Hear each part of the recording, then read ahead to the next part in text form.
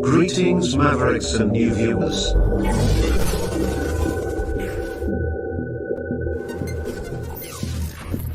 Tonight, direct and live from the Maverick News Network World Studios. This is Maverick News with Rick Walker.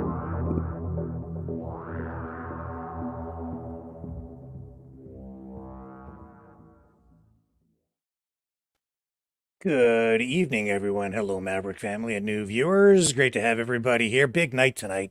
Feature interview coming right up with Pastor Arthur Pawlowski. He has a new book out. We're going to talk about his experiences living under communism in Poland, why his family came to Canada, and what life has been like here since his arrival. I mean, he's been on the program a couple of times before. I'm sure you're all familiar with him, and we're going to find out what's new with Pastor Art.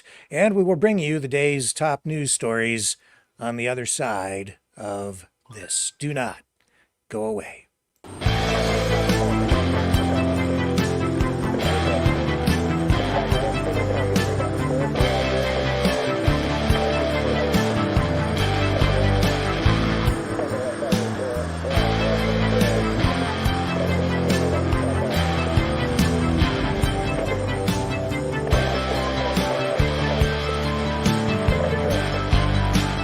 Maverick News.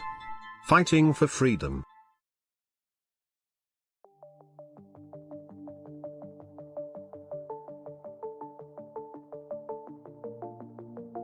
Greetings, brave Mavericks.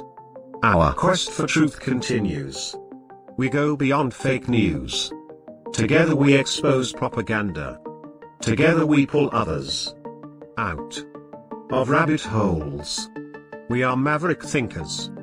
We are all unique individuals, defenders of individual rights and freedoms, credible, trusted, grounded in reality.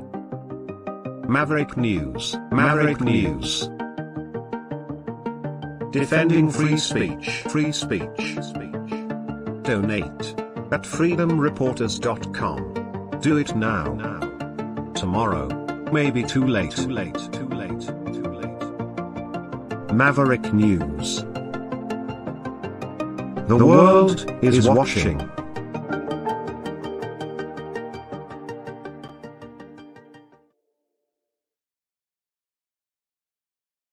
Okay, let's bring in our guest for tonight, Pastor Art. Hello, sir. Welcome back to the program. Hey, thank you so much for having me back. Our privilege. I am so excited to speak with you tonight. There's so much that we need to get caught up on. It's been quite a while since you've been on the program. And I guess first up, we should mention that you have a new book coming out. What can you tell us about that? It's called Lions Do Not Bow. Yes, that's right. I'm very excited about this because most of the time when I do shows and interviews, people or preach at different events and conferences and churches, people ask me to share my story. And I'm telling you, it's impossible to share my story. When people ask me, can you tell us about arrest? Which one? I was arrested 16 times. When they ask me about the court, which one? Over 120 court cases, Court of Appeals, criminal charges, Court of Queen's Bench, King's Bench right now, provincial, you name it. It's unbelievable with the charges. Which one? Over 350 charges that I received, about 40, 50 during the big lie. So it's an impossible task to share this story. And of course, you add my family, you add 12 arrests of my brother David, because he's my brother, and the government tried to destroy not just me, but my family. And then you add 5 arrests of my son just because he dared to speak at the parliament, European Parliament, telling the European people about what's happening in our beloved Canada. So the book is giving me this enormous opportunity to put everything down, to tell people the background story of why I call those people Gestapo Nazi, what happened when they came, what led to this whole thing, what happened in prison during the arrests, what happened when the cameras were not rolling, the conversations, the political fixers, the bribery that I received from the government over 10 different meetings with the government operatives coming to my home, offering a guaranteed seat for me at the legislature, offered me a government job. I was offered already $2 million to keep my mouth shut, not to expose them. So you will learn about the political meetings between Jason Kenney and Pierre Poilievre, the new savior of Canada, and Stephen Harper, ex-prime minister. You will be able to see the background story of my conversation and phone call with the premier. What happened? Why I did not take the trinkets, the silver coin, if you will. What was, behind my motivation, that I just didn't want to simply become a puppet of the establishment, just because they were giving me things they thought, I'm for sale and I will be easily manipulated. So all of those different things, and of course, what happened and why they put me in metal cages, why I was arrested with a force that probably you have never seen before in a history of this country. I was arrested by every police organization, if you will, in the country. I was arrested by detectives, undercover Calgary police, uniformed Calgary police, RCMP officers, SWAT team, anti-terrorists. Why a little pastor like me, without criminal record, without any background violence, without even being charged with any, you know, um, assault charges or any violent crimes? Why I have become so dangerous? So the book, The Lions Do Not Bow, will give you all those different things, and I'm naming them, I'm shaming them, and I'm connecting the dots. Why a priest, a pastor, a clergy has become so dangerous to those pathological liars, why they viewed me as one of the most dangerous people in Canada, believe it or not, when I was locked in MaxPot for the most dangerous terrorists in the country. So there's so much more. I mean, I can talk just little here and there for hours and hours. Well, the book will be able to tell you all those different things. And I'm very excited about this because, like I said, you will be able to a little bit, maybe a little bit, understand what was in my head and why I am so different than most of your clergy in this country. Why, for me, to bow or to take bribery was an unaccepted thing. And again, I grew up, as you can tell, behind the Iron Curtain under the boots of the Soviets. I grew up in hell, if you will. When people ask me how it was growing up under the boots of the Soviets, the first thing that comes to mind is hell. Every time that people, any people, subdue, control, threaten, murder, intimidate, harass, or use power over other people, it's hell. Because we were always born, and all of us, we were born to be free. Deep inside of us, we have this desire of being free. However, you've got lots of crazy people, lots of psychopaths that they, I guess, grew up with an understanding that, oh, it would be cool to take that freedom away from other people. And we can use coercion and lying, cheating, manipulating, and then just pure evil, murder, and other violent things. I grew up in a country where we didn't have a real justice system, very similar to the justice system we are observing in our beloved Canada here, where an accused was already guilty before he had his time in court. We call those trials political show trials. When you enter that room, and usually the people that, during that time under communism and socialism, and of course during the Nazi era, when they came to that room, usually they were carried on stretchers because they were tortured, beaten, and of course the police say, the famous saying was always, well, they slept and they hit the floor, right? And they had the fingernails taken, and you could tell they were severely tortured for a very long time. But for judges, that was all okay, because the judges were already told by the politicians how the story ends. In Poland, growing up, if you listened to a European radio, I mean, such a trivial thing, right? We go and we listen to different things, and we Google different things, and we do our research. I hope you do. I know I do. That's what I was doing today. I spend the whole day researching for my next sermon. I take my job very seriously. So I cross-reference. I want to give people to the best of my ability, pure truth. Well, if you had that desire in Poland behind the Iron Curtain, and if you dared to listen to a European radio, well, you would go to prison for 5 years. But that's not the end of your trouble. First, you were tortured severely, and then you were tortured some more, and then you were sentenced, and then you were tortured some more. So when you came out of prison, you were completely broken. Man, you would never dare to do anything contrary to the wishes of your masters, the communists and the socialists. So do you see those same political forces in play now in Canada? Is that what we've been experiencing since the rise of the pandemic and after? 100%. I mean, why do you think I reacted the way I did? Sometimes when people watch me, or put it this way, when they watch my interactions with those authorities, it's not that I hate people in uniform. I used to honor the uniform. To me, uniform was something so beautiful, because they were the men in blue, the good guys. Well, I don't see them anymore that way, because they are the agents of a totalitarian, I call it the soft dictatorship, which we're experiencing right now. Maybe you're right. Maybe someone listening may say, well, it's not that bad. Yes, I agree with you. It's not that bad yet, but we're moving into that direction. You don't want to wait.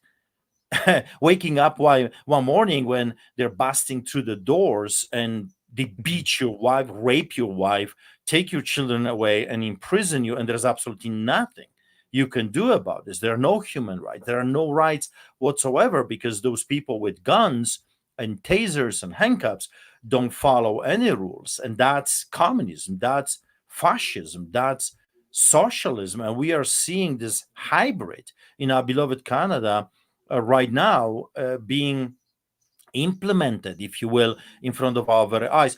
Growing up behind the Iron Curtain, it was a life of a white-tailed deer. What do I mean by this? It was every day you wake up and you're looking for necessities of life.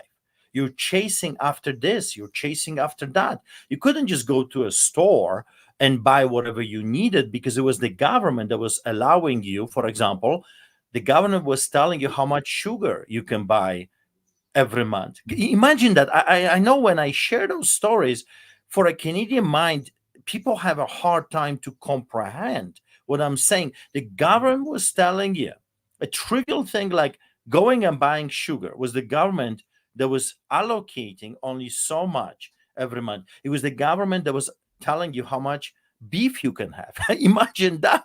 We're already looking in front of our eyes, governments trying to do that in Canada. The red tape, the attack on our farmers, the food supplies. It's everything is being manifested in front of our very eyes. It was the government that was telling us how much chocolate we can buy for our children. I only saw chocolates usually once a year, sometimes twice a year, Christmas and my birthday. If my mom was extremely blessed and was able to either exchange with something so she can give me that gift, and my God, only every few years she managed to get me a chocolate with peanuts in it. That was a miracle. You have no idea. To this day, when I see that chocolate, it triggers the memories from childhood. What I did, chocolates have those little bars, and if it happened that in that little tiny bar had a peanut in it, I would leak the chocolate around and save the peanut for the next day. My Canadian American Western mind cannot even comprehend what I'm saying to you right now. It's so hard.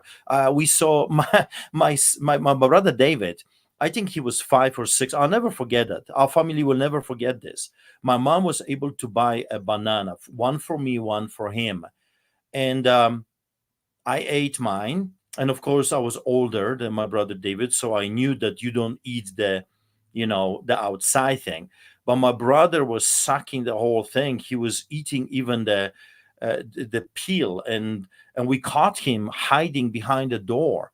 He was trying to eat the whole thing because he has never ever tasted a banana before. That's, my friends, life under totalitarian regime. And the fascism, Nazi was no different. It was only the elites that had more and more and more, and the rest of the German people, if you know your history, were struggling, were suffering. German people during the war were greatly suffering, and they were using coercion. For example, during the Nazi era, if you would not go to war, if you would dare not to join Wehrmacht, then the family would not receive the food stamps. So the family was being penalized because they would say, you're a coward. You don't want to fight for Hitler. Therefore, the family has to suffer, and they would be deprived of necessities of life. That's how they were forcing people. And we've seen the same tactics in the past few years. Of course, our prime minister comes recently, says, oh, we never force anyone to take the job. That's not true. That's a big fat lie. The whole apparatus of the government was forcing us, or we would be penalized. We would be destroyed. We would be starving. We were treated like the Jews of 21st century, not allowed to go to different places. Recently, and I don't want you to take this in the wrong way. I'm not happy that this is happening, but it's a little bit of a vindication. Remember when we were not allowed to go to restaurants because we were treated like a second class, worse than a second class citizens? I remember my conversation with my wife, and I said, it's okay for me to never go back to a restaurant. It's fine. That's the price I'm willing to pay. I'll be barbecuing, and I will invite my friends and my family to my home. And that's exactly what happened. Every day I had people for dinners and coffees and other things. I was barbecuing, and I said, it's fine with my soul, never ever to go back to a restaurant. But here is a fascinating part of the story. They were more than happy to do this to us. And now, just a couple days ago, I learned that in North America, over 200,000 restaurants are closing as we speak. So, in other words, what I'm saying is, when you sell your soul to the devil, when you sell humanity, your friends, your neighbors, your family members for a silver coin, like Judas Iscariot, in the end of the day, you will lose it all. And I always say to the people in the church that, remember this, my friends, that to that silver, when you betray what is good, what is decent, when you betray God, faith, family, friends, humanity, remember that to that silver, there is a rope attached to it. And now I'm watching 200,000 restaurants closing down, and I'm thinking, my God, if those people, those owners would only stand with the truckers and farmers, if they would stand with me when I was brutally arrested, when I was tortured, when I was intimidated, harassed, invaded, when they tried to burn my house and my children when we were sleeping. I'm sure you remember, there were assassination attempts on me, multiple, not just one. They lit our house on fire in the middle of the night. Only by the miracle of God we survived. They lit our church on fire. They burned down our children's bus. They vandalized our church for months. Every week they were vandalizing. They broke into our church, stole our equipment, 3 times. They vandalized my vehicles, broke windshields. They painted our cars. They unscrewed tire in my pickup truck, trying to murder me and my children while driving. I mean, I was physically attacked. I was threatened on a regular basis, not just by the police. I was threatened by health inspectors. I was threatened by everybody else. A doctor, family doctor. We don't have a family doctor because our family doctor kicked us out. Says, I don't want people like you. This is the penalty. This is the price that you have to pay in order to stand for what's right. And I'm thinking to myself, if those people, if they would only stand with us, this whole charade, this whole lie, this attack on our fundamentally guaranteed in our beloved Canada, right? Freedoms given to us by God and state under the Charter of Rights and Freedoms, and which starts in the preamble, with the preamble, where yes, Canada acknowledges the supremacy of God and the rule of God of law.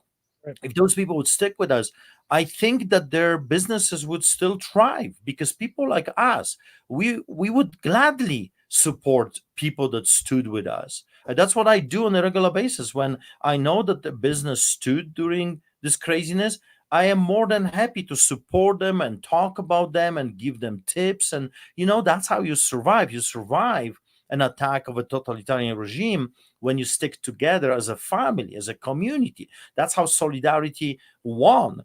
People say to me, well, the elections are rigged, therefore there is no hope. No, you don't understand the concept. Give me enough Canadians and I will give you back sanity.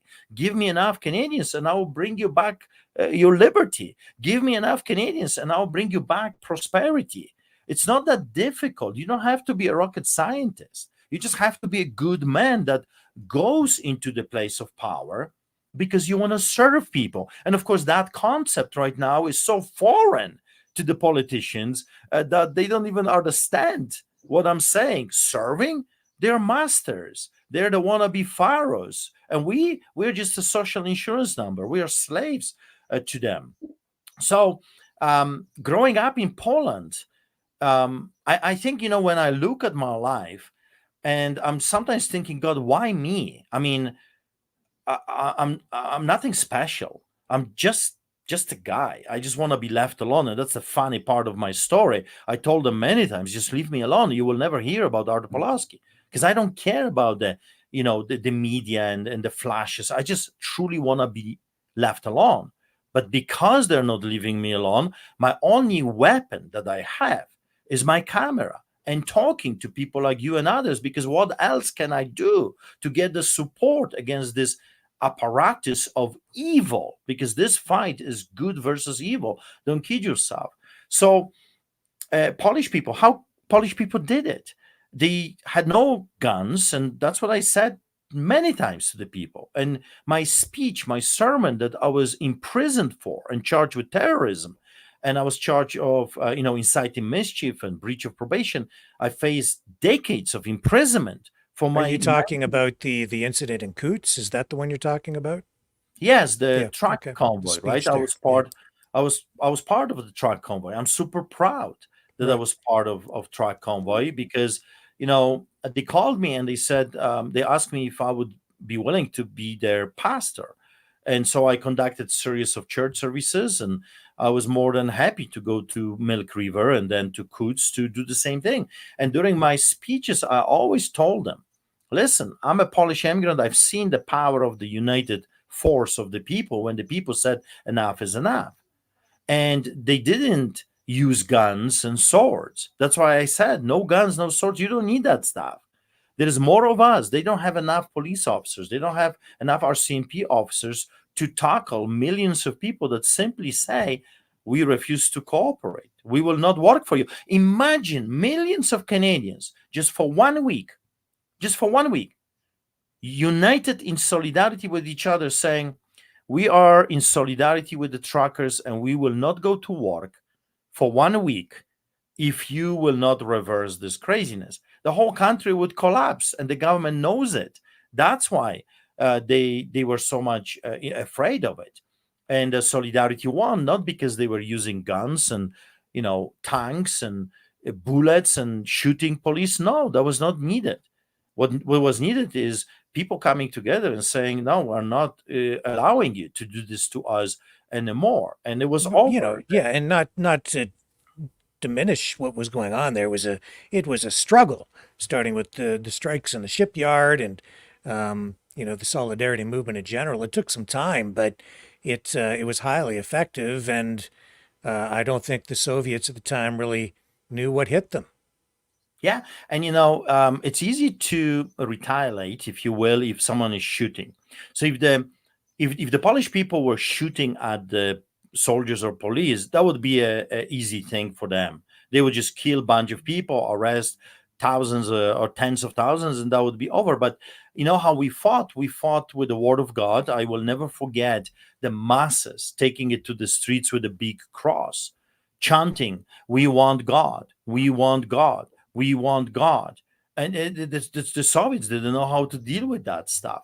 And also, when you got 100,000 people and they all go to their knees, how you deal with that? Well, you can beat the first few hundred, but what about 100,000 people, women and children? You're going to just keep beating them and beating them?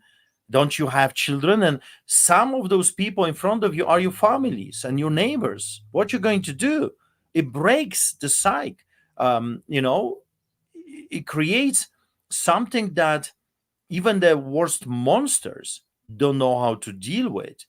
That's power. And I was telling Canadian people, we gotta restructure this movement. We have to do it the right way, because what we're dealing with right now is a bunch of people that know history, and that's the problem. Most of the people do not know history, so they don't know how to apply what worked before. Instead of reinventing the wheel, I say let's use what worked before, because the enemy is using, they're reading a script and they are flipping the pages of a script how to become a tyrant. Well, if we're dealing with tyrants, and of course that's clearly being seen right now, we're dealing with psychopaths, liars, and tyrants, wannabe pharaohs. So what worked before? How Mahatma Gandhi did it, right? It's a great example. He fought with the most powerful empire at that time. So how did he do it? I studied the whole thing, everything I could find, hundreds of documentaries on Mahatma Gandhi, and I was fascinated how he did it. Of course, my philosophy and my faith differs from his philosophy and faith. However, simple tactics apply here and did apply there. So, how Martin Luther King Jr. did it with the civil rights movement in United States of America, how the solidarity movement did it with Lech Wałęsa. I mean, you can clearly see the pattern. You don't fight fire with fire. You have to just get enough people that are sick and tired of being hurting and seeing their families hurting, and bring them together under one umbrella and push the evil away. And of course, 20, 30, 40, 50 years from now, we'll have to deal with other set of tyrants. And that just, I don't like it, but unfortunately, that's history. While the Canadian people disagreed with me, and they have chosen a different path, and that's fine. There will be consequences for that. We are still dealing with dictators, and those that will replace those dictators are no better, because you got to remember, all the parties, all the ruling parties are working for WEF. You must understand that, and if you don't, I encourage you to do your research. Harper brought WEF to Canada. Paris Accord, he brought it with Pierre Poilievre to this country. It's the conservative government that opened the door for this great evil that we have been subjected to. But people don't want to look at the facts. They want to see that, it's like this revolving door. Let's vote for the lesser of two evils because we have no choice. No, we always have choice. We can just say we will never vote for the people that did this to us. And all the three governments did it. I call them the Nazi liberals, the communist, socialist NDPers that are not even hiding that they are socialist, communist, and then the treacherous, I call them the traitors Conservative Party. They all were in it together. So how do we deal with this? Well, let's cut them out and let's form a new government or new political party, and let's pump this party, fill it with good people, good candidates, not professional politicians, but just neighbors that care, want to serve the people, and replace them. I mean, that's how every political party started. You see, do you think, I don't understand how people don't understand such a simple thing.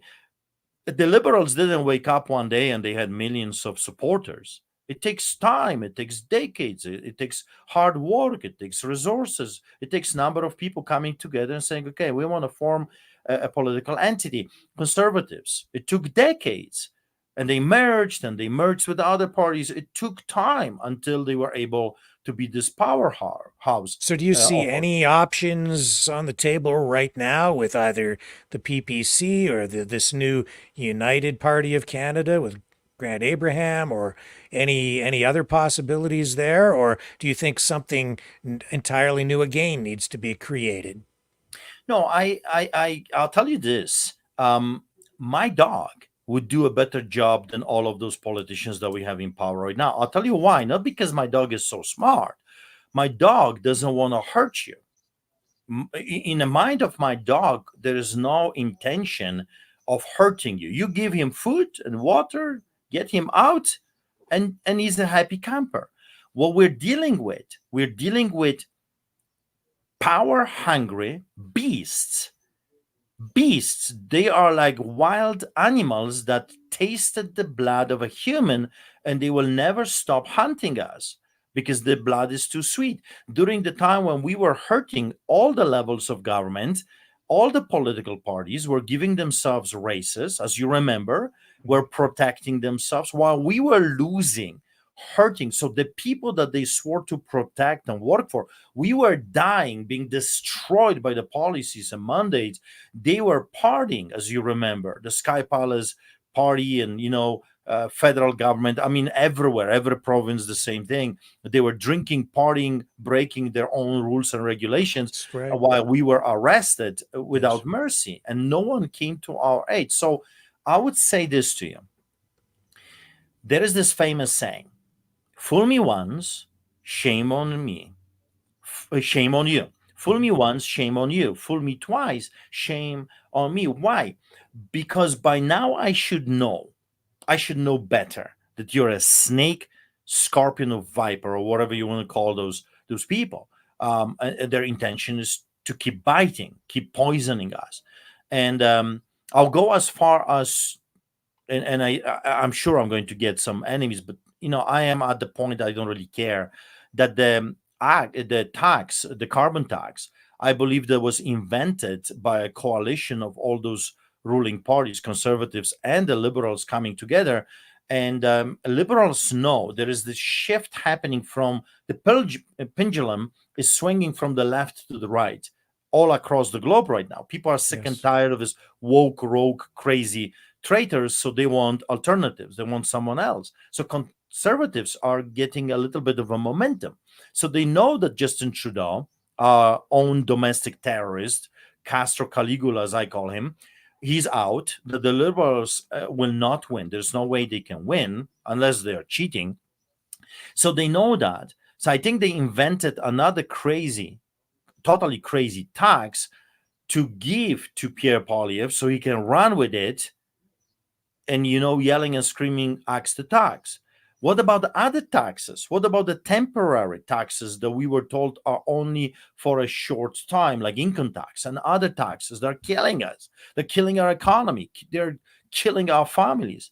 It used to be just not that long ago when, 40 years ago, a father or one person in the household will have to go to work, and another, either mother or father was taking care of the children.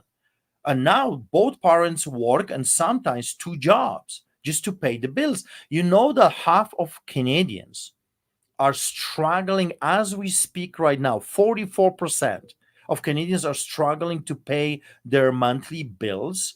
Do you know the majority of Canadians are $200 away from homelessness? How come we are living in the most amazing place on earth? Canada is absolutely beautiful and filled with resources.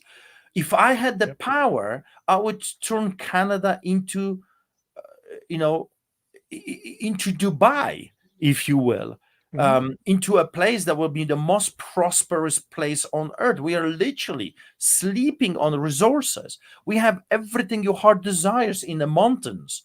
Gold, silver, uranium, you name it, dig it out and bless the people. But of course, that's not on an agenda. A globalistic agenda is to kill our industry, to destroy our energy sector, to impoverish the Canadian people. Do you know that out of the G7 countries, Canadians are in the worst shape if it comes to personal debt and national debt per capita? Look, they're killing us. This is a controlled demolition. So, to answer to you, Mhm. I would vote for any other person that has not been part of this apparatus of evil, if you will, that they witnessed in the past 4 years, and that person would do a better job than all of those people combined together. So either PPC with Maxime Bernier or Grant Abraham, um, every alternative, anyone but those people. I'll tell you why. Because historically, again, I teach history. So history is a big part of what I do because you can learn so much from the past mistakes and also from the past victories, right? If you do not know where you're coming from, you don't know where you're heading. You must learn from the mistakes of others, or you will. There's no other option. You will repeat them and wars. So, historically speaking, every new party is outdoing themselves, if you will, because they want to prove to the people that they were actually the right choice. So you've got a new set of people, a new brand new party, and they will be doing everything for you to persuade you that they were the right choice so you can elect them again. The problem starts, I would say, historically, fourth election.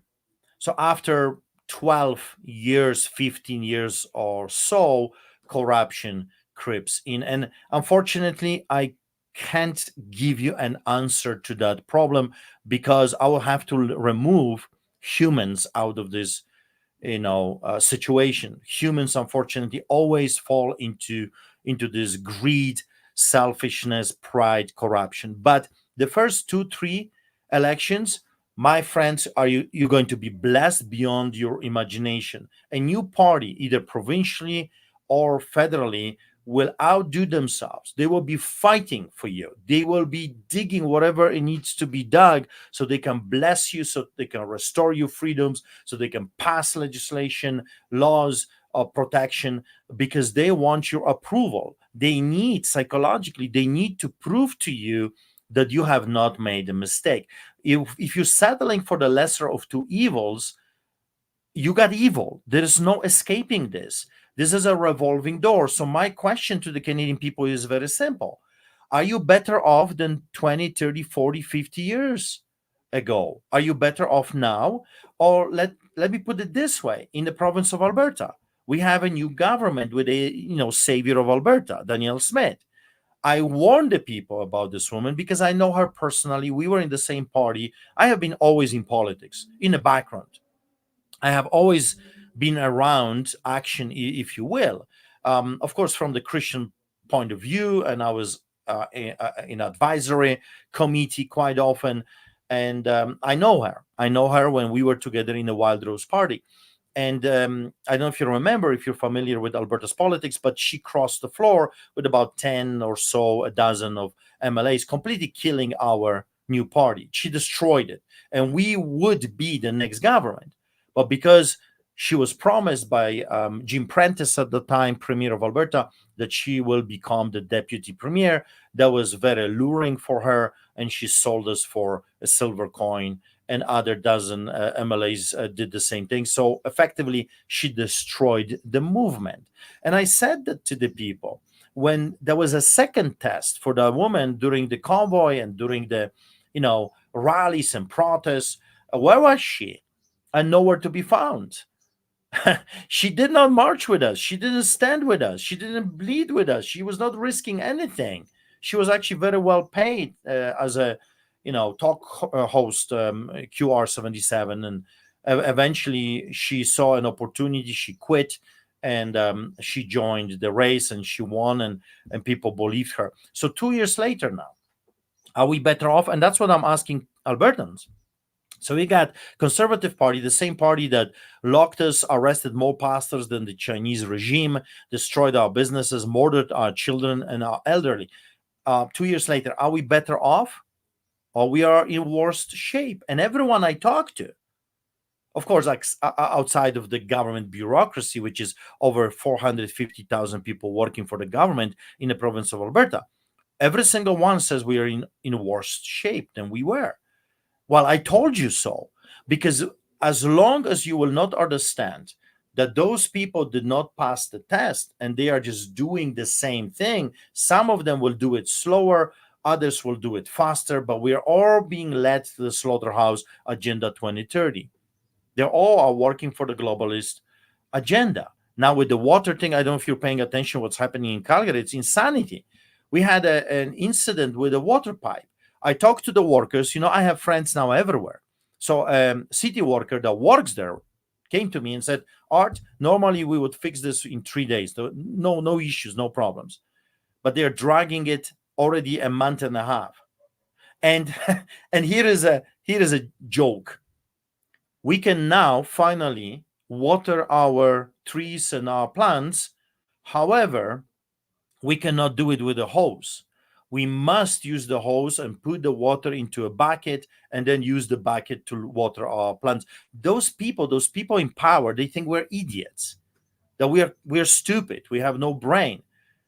Today you can water, but only with this. Tomorrow you cannot. You can shower, but the mayor, Georgi Gondek, said that when we flush toilet, we should put a bucket and catch some water to save water. This is a new level of insanity. They are using this to control what is happening. This is a test number 2. They're conditioning us to restrictions. Because if you go to WEF, you will find out that the number one issue right now on their own pages is water restrictions. It's like it's a playbook. It's in front of our eyes, but for whatever reason, people are not seeing it. Maybe I see it because I grew up in hell, and when hell, comes close, I can smell it, I can see it right away, and I'm like, this is bad, people, this is horrible. I've seen it before. This is a monster, and this monster is a clever liar. He's a good manipulator. It tells you sweet things, but in the end, it's disaster and murder. So those politicians are giving you sweet honey